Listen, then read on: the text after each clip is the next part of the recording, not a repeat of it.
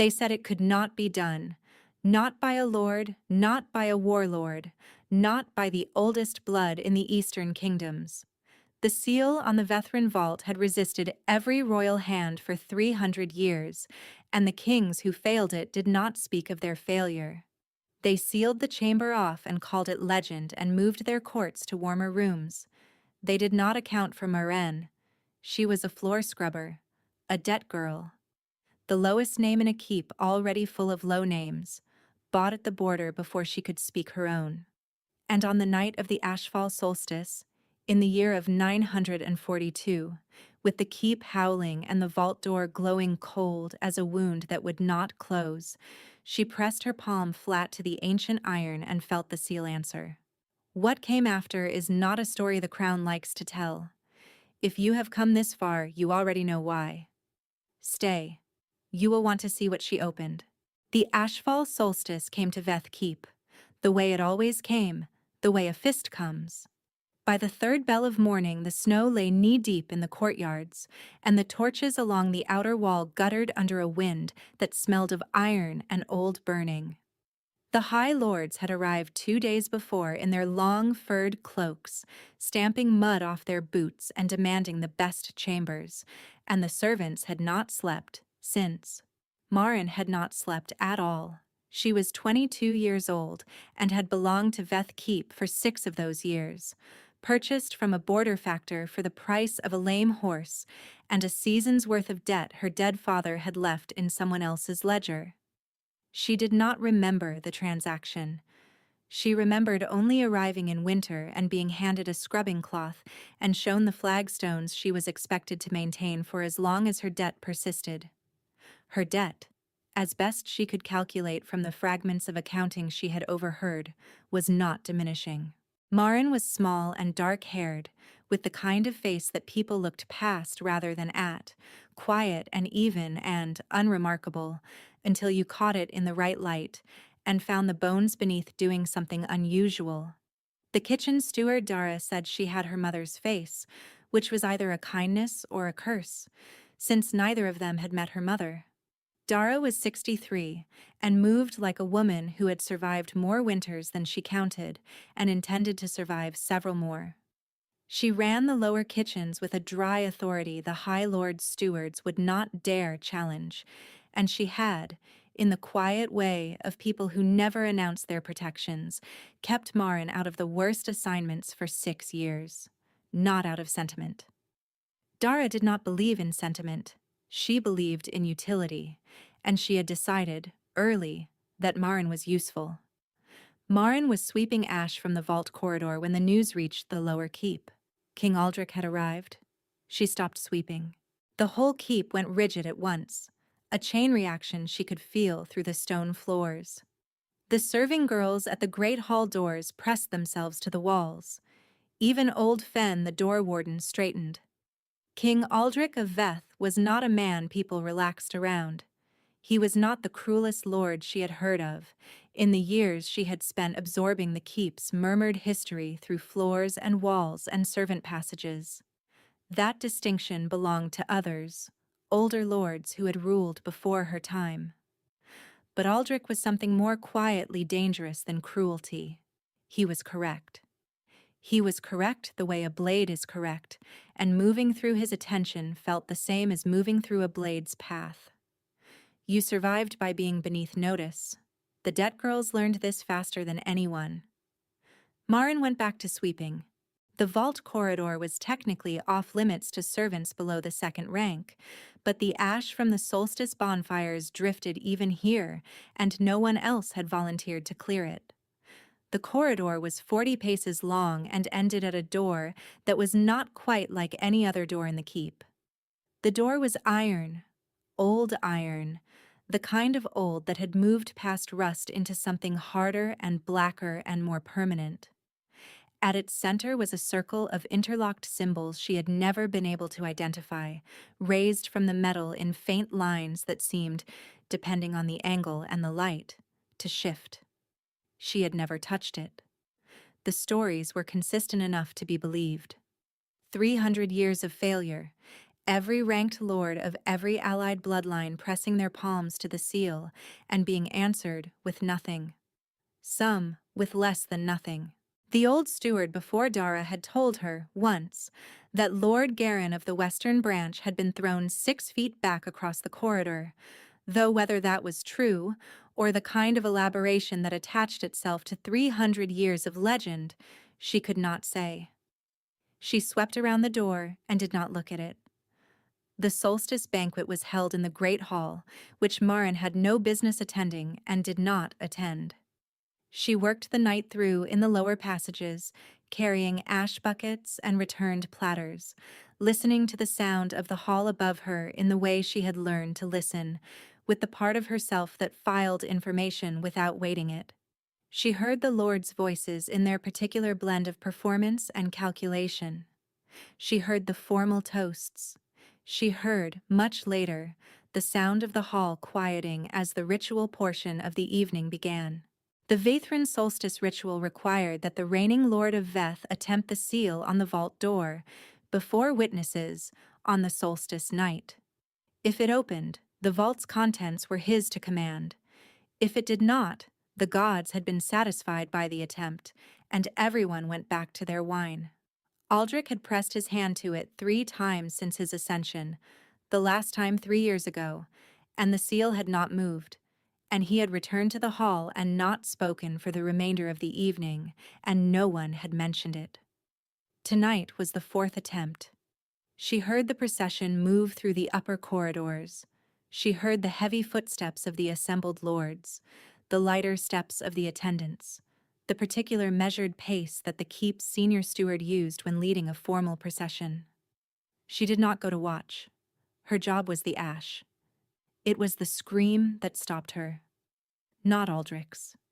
She would learn later whose it was. At the time, it was simply a sound that moved through the stone walls with a sharpness that had nothing to do with volume and everything to do with quality. And she had set down her bucket before she understood she was going to do it. And she was moving. She reached the vault corridor from the servants' passage, which joined it from the east. The procession was already there, a line of 30 men and women in formal winter dress, torchlight pressing back the shadows, and at the far end of them, 40 paces away, the vault door standing unchanged and cold, and the king of Veth on one knee before it, with his right hand pressed to the corridor floor. He had been thrown, not 6 feet, but 2, which in the silence of the corridor looked like more than it was. He was on one knee because he had chosen to be, not because he could not rise. She saw that at once.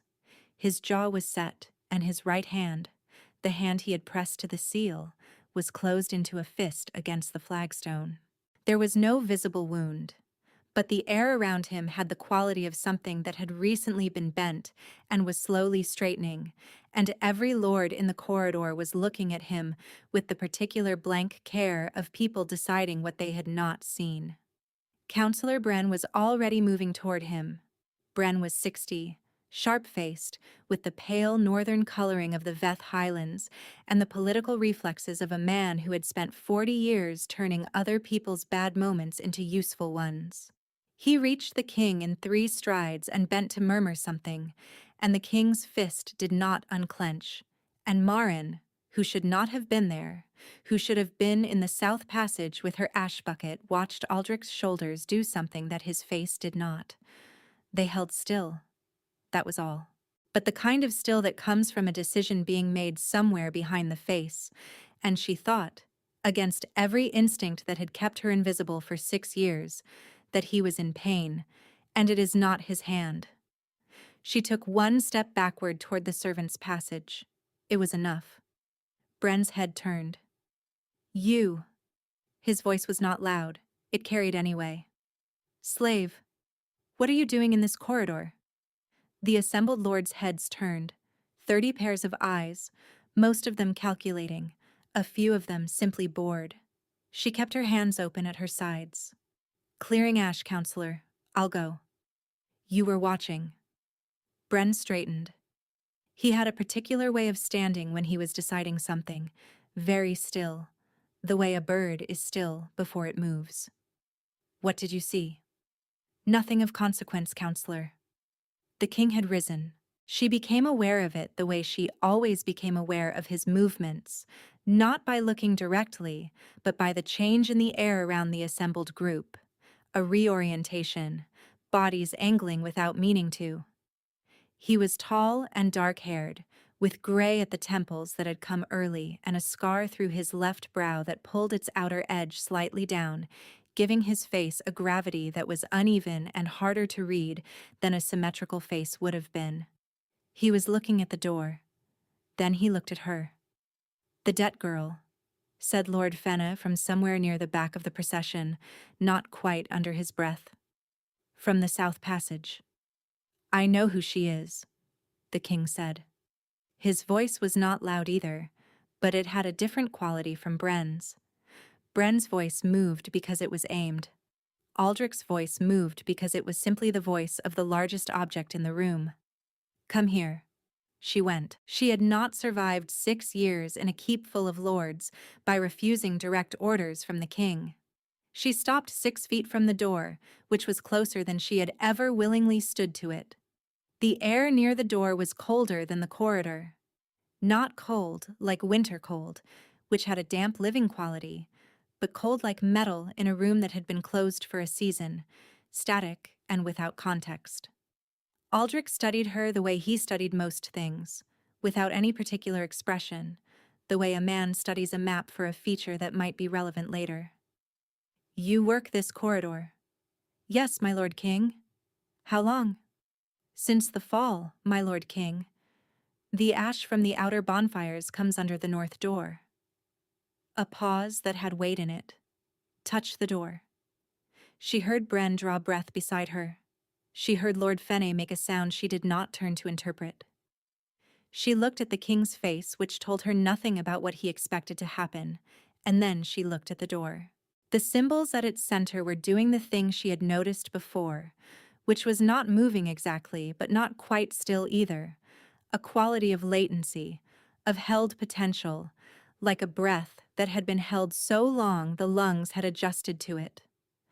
"My Lord King," said Bren, "the girl has no rank. The seal is keyed to bloodline." "I know what the seal is keyed to," Aldrich said, without heat. Marin reached out her right hand and pressed her palm flat to the center of the door. The cold hit first, a deep, even cold that traveled up her arm in a single wave and stopped at her shoulder, and then the symbols under her palm lit. Not amber, not gold, not any color she had a name for. Something older and quieter. Blue-white, but not cold. The seal opened. Not quickly. Not like a breaking, like a held breath finally released, a deliberate unfolding of iron latches that had been waiting with more patience than stone, one by one, while the corridor around her went absolutely silent. The door swung inward 2 inches and stopped. Cold air moved through the gap, ancient and dry, without the smell of must or closed stone. Whatever was inside had been sealed so completely that time had not reached it. She took her hand back. She did not look at Aldrich. She looked at the door, and then she looked at the floor, and she waited. If you have felt a room hold its breath, you know what the vault corridor felt like in the moment that followed. 30 lords, a king, and a debt girl, and the door 2 inches open after 300 years of nothing, and no one yet sure what the correct response was. Stay close. The correct response, when it came, was Bren's, and it was not what she had expected. "Seal her in the North Ward," he said, "until we understand what she did." She did not fight it. She had not survived by fighting things she could not change. 2 of the king's guards walked her down the corridor without touching her, which she noted because it was unusual, and put her in the North Ward room that was used for minor penalties and unlocked disputes, which was larger and warmer than a cell, and had a cot and a water jug, and a window that looked out over the courtyard. She sat on the cot and watched the solstice bonfires and tried to work out what she knew. The seal had opened for her. She did not know why. 300 years of royal bloodlines had not opened it. She had no bloodline worth claiming, or none she could name. Bren had put her here with the speed of a man whose plan had just encountered a complication, and the king had not overruled him, which might mean agreement, and might mean patience, and she could not yet tell the difference. She was still working through this when the door opened, 4 hours after the solstice fires had burned down, and the king came in alone. He stood near the door and did not come further in. He had changed into plain wool and carried nothing, no document, no lamp, which meant either he had not come officially or did not want to look it, and she was not yet certain those were different things. "Tell me your name," he said. "Marin, my lord king, of no house." "Of no house that you know." He studied her. "The vault seal is Solvan work, 300 years old. The scholars say it was designed to open for the Solvan heir. The last Solvan heir was killed in the purge of 612 before the keep was built. Which means either the scholars are wrong or the bloodline was not fully extinguished." She offered the expression that served her best in complicated moments, the one that gave nothing and refused nothing. "I cannot tell you my bloodline, my lord king. I don't know it." "I know." A pause. "Bren wants to confine you until he can determine whether you're a threat. I want to know what's in the vault. You're the only person in this keep who can open the door." "I'll open it," she said, "on one condition." Bren was furious when he heard about the condition. She heard his voice from the corridor outside the wardroom, precise and cold and stripped of its usual courtesy, and the king's voice answering it, which was not raised and did not need to be. She could not hear the exact words. She did not need to. She had asked for her debt to be cleared, for herself and for Dara, and the answer would come through the door, or it would not. The door opened. The king's guard, a lean woman named Vask, who Marin had seen occasionally but never spoken to, came in with a document and a clay seal stamp. Marin read the document carefully. It was the correct document. She pressed her thumb to the clay when Vask held it out. She was a free woman by the time she walked back down the vault corridor, which was not the same as being a powerful one, but it was the first time in 6 years that the stone under her feet felt solid instead of borrowed. The vault was large. The door opening revealed a corridor of its own, broader than the one outside, and at its end a chamber carrying in its walls a faint phosphorescence, the same old Solvan work as the seal. The chamber held a stone table, a chest that had never rusted, and a chair carved from something she had no name for, with symbols along its arms, alive in the same way as the door. She did not sit in the chair. She stood at the chamber's entrance while the king and his senior scholars moved through it, and kept her hands at her sides. It was Aldrich who noticed the second seal. It was smaller than the door seal, set into the stone table, and it had been invisible until she stepped into the chamber proper, at which point the phosphorescence in the walls brightened 2 degrees, enough to throw shadows where there had been none, and the table seal caught the light. He did not say anything about it at first. He moved around the table, studying it from 3 angles, and then he turned and looked at her. She crossed the chamber and pressed her palm to the table seal. The chest unlocked. It held documents. 600 years of them, sealed in a medium she could not identify, unaged, crisp, as if written that morning. The scholars spent 2 days with them before they understood what they were. The Solvan Compact, the original treaty between the primordial pack lines and the human kingdoms that had superseded them, a document that had been declared lost in the Purge of 612, and that, if genuine, constituted a legal claim on every territory that had been incorporated into the Eastern Kingdoms through the 4 centuries since. Bren came to her on the evening of the 2nd day. He came alone and closed the door behind himself, which was unusual for Bren on both counts.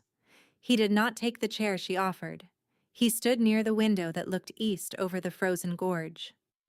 "You understand what the compact means," he said. "I understand what the scholars say it means." Don't be careful with me. It means the Solven heir holds a legal precedent over the territorial arrangements of the Eastern Kingdoms, going back to the founding of the current dispensation. It means the lords who arrived for the solstice are still in this keep, calculating what to do about you. She kept her hands open in her lap. Discredit me, buy me, or remove me. He looked at her with something that might have been, in another man, a form of respect. I am one of them. I want you to know that I am telling you this. Do not appreciate it yet, he said, before she could respond. He moved toward the door. The compact also grants the Solven heir the right to name a sovereign consort. I don't know if you understand what that means in the current arrangement. He left. She understood what it meant. It was Lord Fen who made the first move. He came to the vault corridor on the third morning, while she was being shown the compact's indexing system, and he did not pretend he had come for any other reason than the one he stated. The documents are forgeries, he said. He was behind her. She did not turn. The scholars do not believe so, she said. The scholars can believe whatever they're paid to believe. You were a debt girl. You scrubbed floors. Whatever blood you carry, you have no history of governance, no alliances, no context for what the compact would require of you. She turned. He was mid-50s, in his house's dark green, with a face that had been handsome in youth, and was now the particular kind of not handsome that comes from too many years of calculating rather than feeling. I know the cost of floors, she said. I expect governance has something in common. The Eastern lords will not recognize a slave's claim. They will not recognize a debt girl's claim, she said. I am no longer a debt girl. He left. She estimated, 2 days before he moved past words. It was Dara who told her about the poison.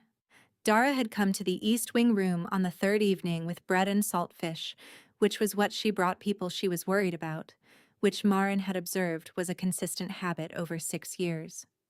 She set the plate on the table and looked at the room the way she looked at kitchens, assessing load, flow, and structural integrity.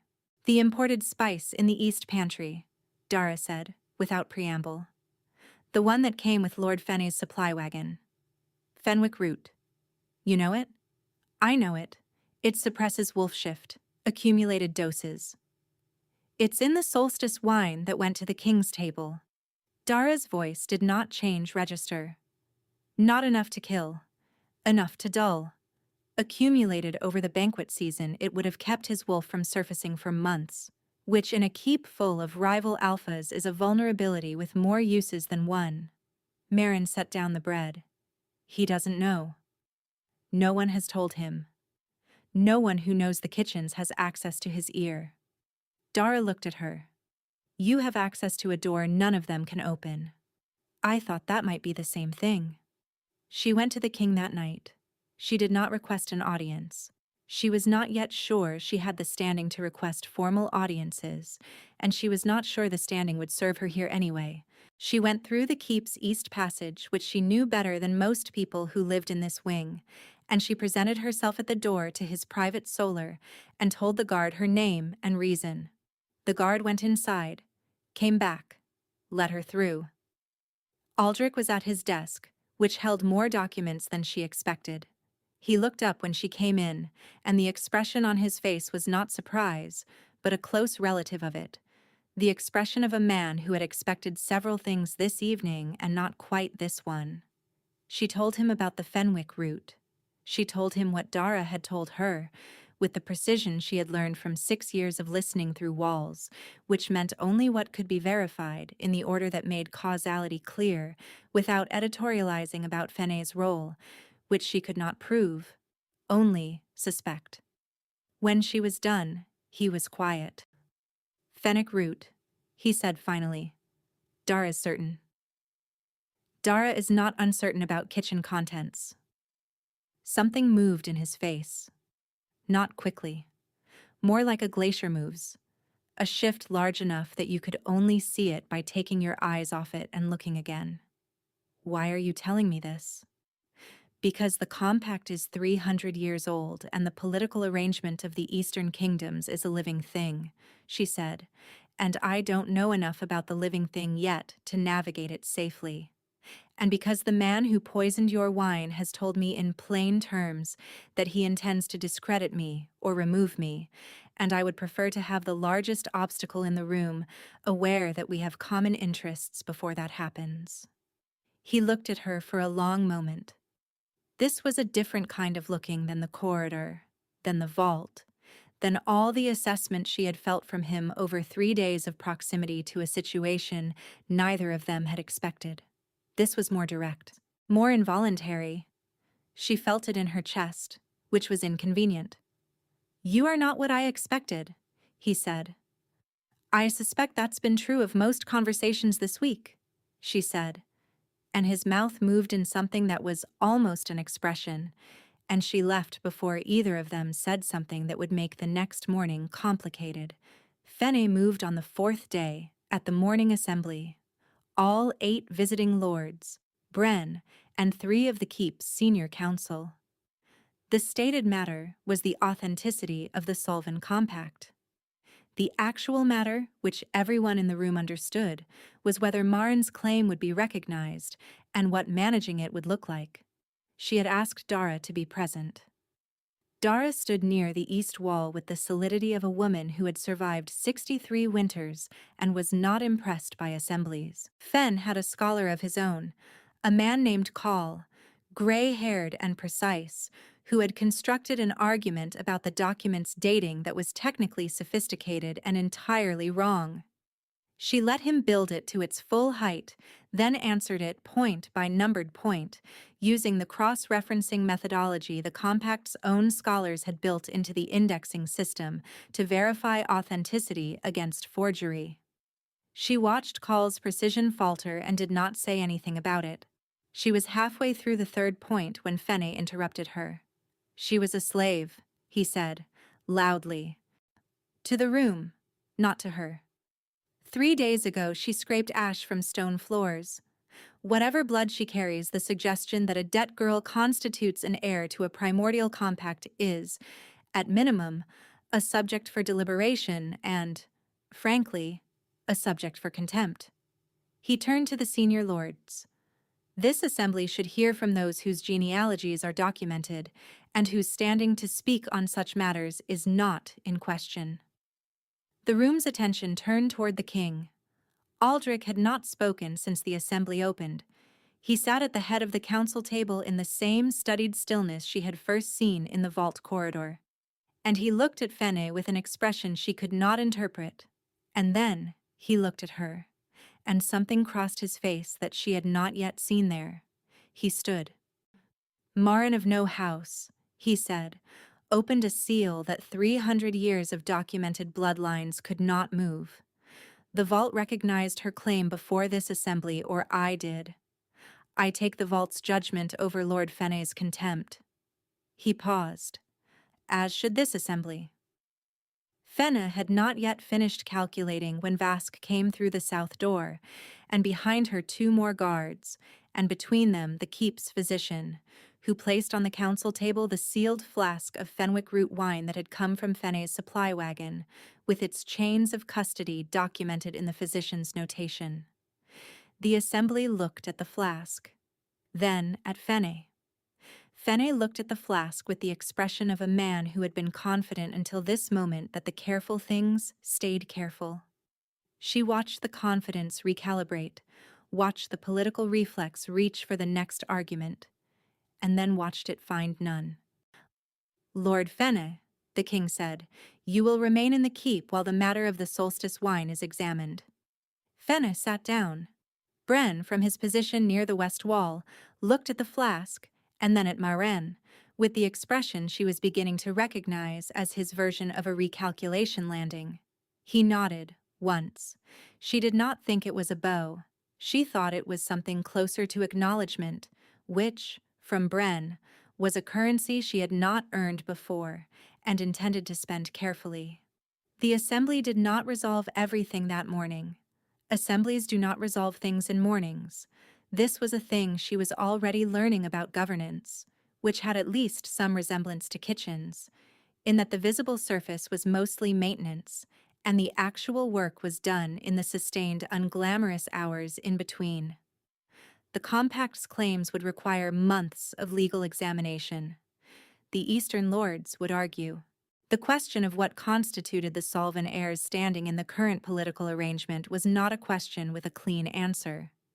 The Assembly, however, did not challenge her claim. That was the thing that mattered in the morning.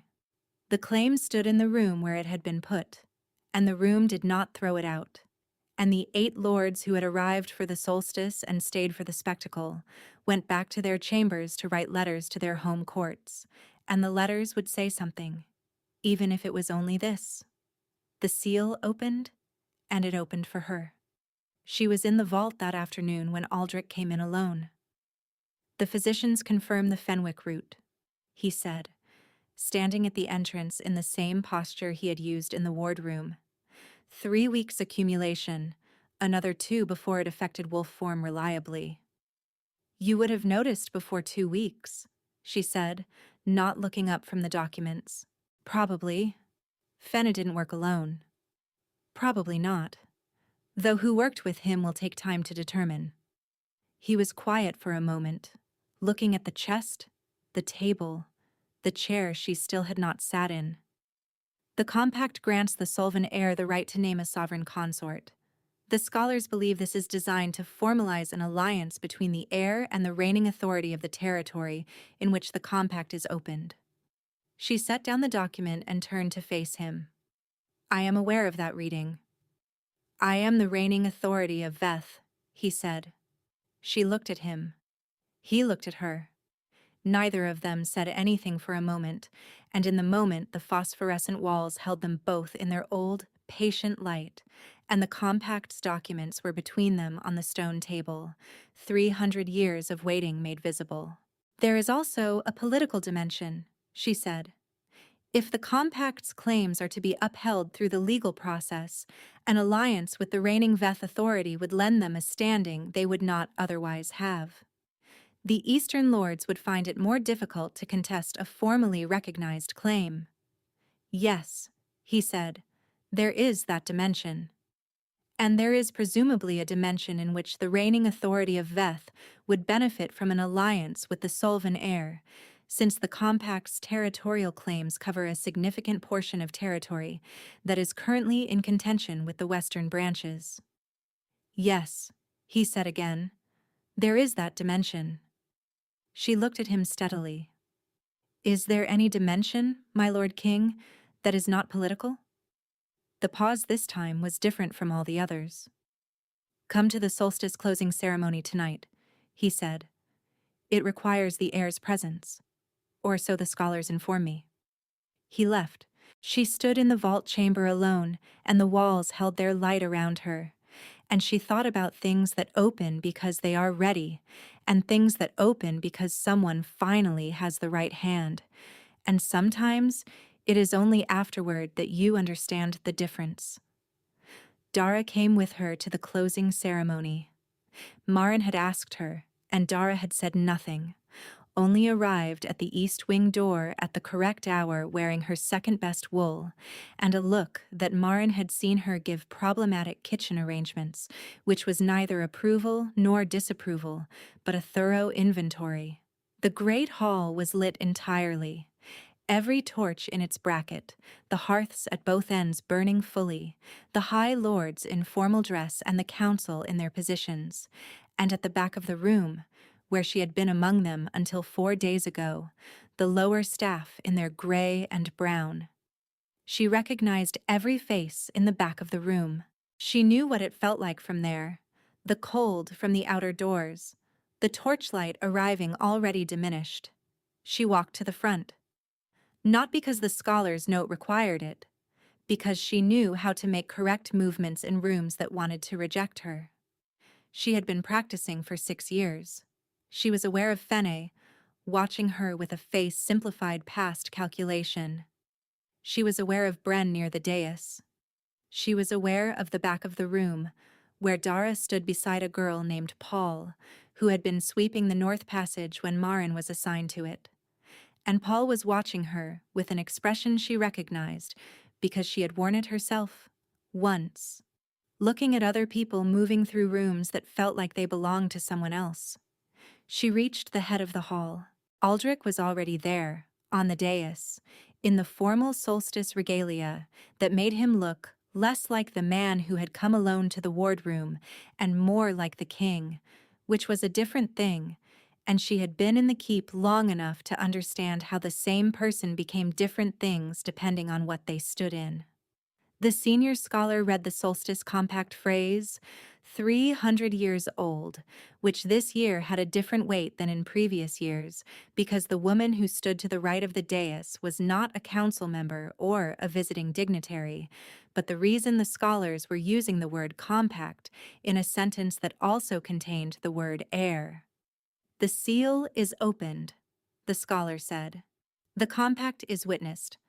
Let the heir be named before this assembly. Aldrich turned from the scholar to her. He was looking at her with the same directness he had used in the vault, that particular quality of involuntary attention she had felt in her chest and set aside as inconvenient. And he extended his right hand toward her, the right hand that had pressed to the seal and found nothing, that had landed on cold flagstone while the corridor held its breath. She took it. His fingers closed around hers. The compact's light, which she had only seen in the vault, came through the skin of her palm and his, brief and blue-white and old, 300 years of patience released at once, visible to every person in the hall, and she heard the room's breath change in the way room's breath changes when something that has been holding simply stops. "Bem, Maren Solven," he said, before the assembly, before the lords and the council and Bren and Fenne and the senior scholars and the cook's girl Pole in the back row. Heir to the compact, at this keep's right hand, by the seal's witness and by my own. One of the eastern lords knelt first. She did not know his name yet, but she would learn it. Then a second. Then Bren, slowly, with the careful dignity of a man who had calculated this outcome and decided it was acceptable. Which was, she thought, very nearly the same thing as deciding it was right, and would have to do. Fenne did not kneel.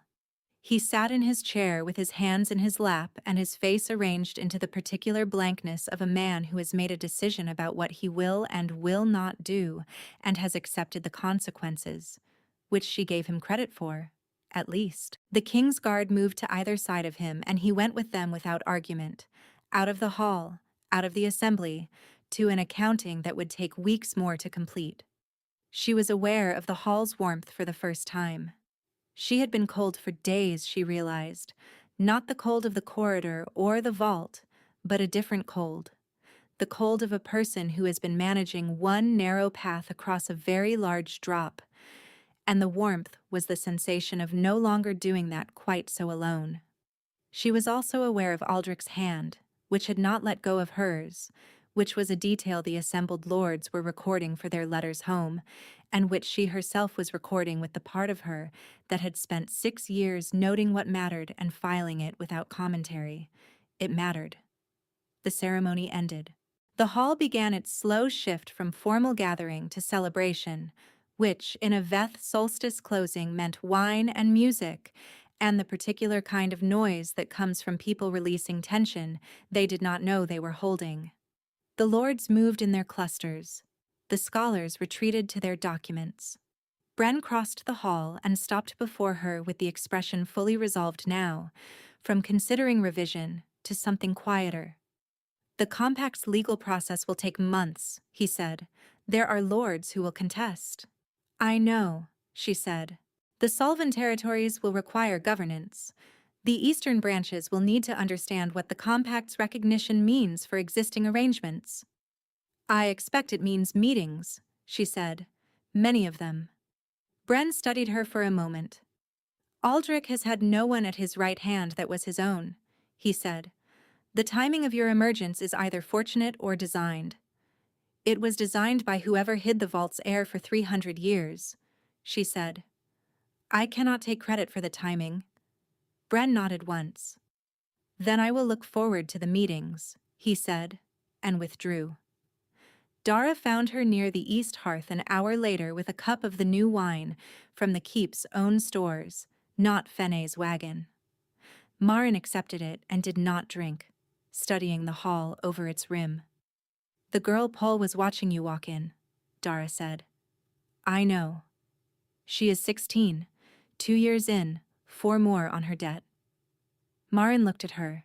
Dara looked back with the expression she used when she had said the necessary thing. I'll find the right mechanism, Marin said. The compact may have provisions for debt redemption. The scholars will know, once asked. Dara nodded, satisfied, and drank her wine. The hall's fire was warm. The torchlight reached the back row properly tonight, all the way to where Paul stood, because someone had refilled the bracket torches near the east door. A small thing and exactly the right thing, and the warmth reached into the corners where the cold usually sat. She found Aldrich near the vault corridor door later, which was where she had half expected to find him, away from the main press of the celebration. He was standing at the corridor entrance, not in it, looking down toward the vault door, which was closed again, properly sealed now with a secondary latch the scholars had discovered inside the chamber. She stopped beside him. The scholars think there may be a third seal, she said. Inside the chamber? Below it, the floor stones show a different laying pattern near the chair. She paused. I didn't sit in the chair. I noticed. He was quiet for a moment. Are you going to? When I understand what it's for, she said. Sitting in things before you understand them seems like a habit that leads to interesting problems. Something moved in his face. The almost expression again, but closer to an expression now. A warmth at the edges of his eyes that had nothing to do with the torchlight. You managed this week well, he said. Better than anyone I've watched manage a complicated situation, including people who had years of training in complicated situations.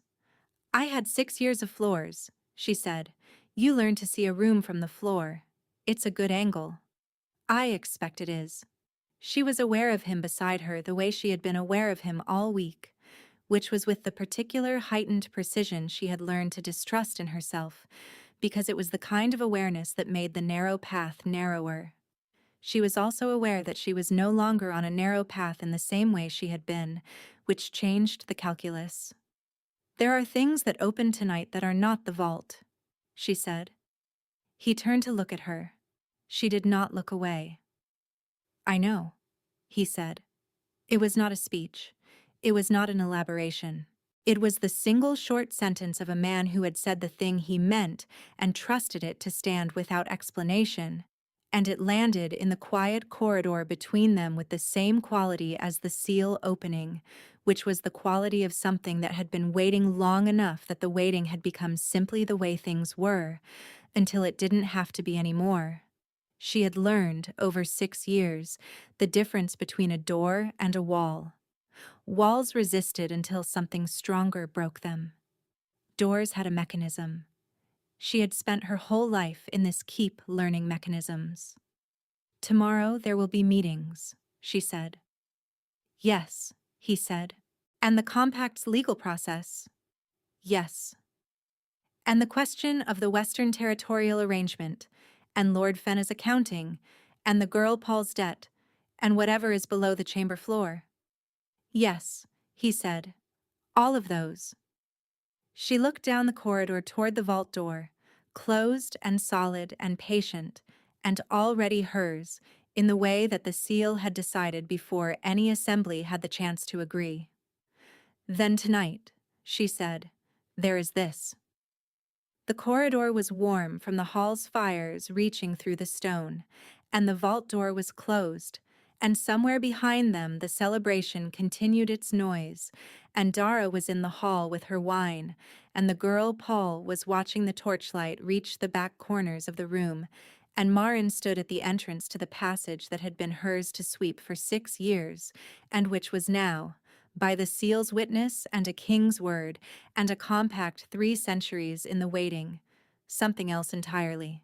His hand found hers in the same way he had extended it in the hall, without ceremony. She took it in the same way she had taken it then. The cold that had always lived in the corridor was gone. She did not know when it had left. She thought perhaps it had left when the seal opened, or perhaps it had left tonight. Or perhaps it was simply that warm and cold were a matter of what you had standing beside you in the dark. The last bonfire in the courtyard burned itself down as the night deepened, and the smoke lifted, and the ashfall solstice of 942 passed into the chronicle that the keep would keep for another 300 years.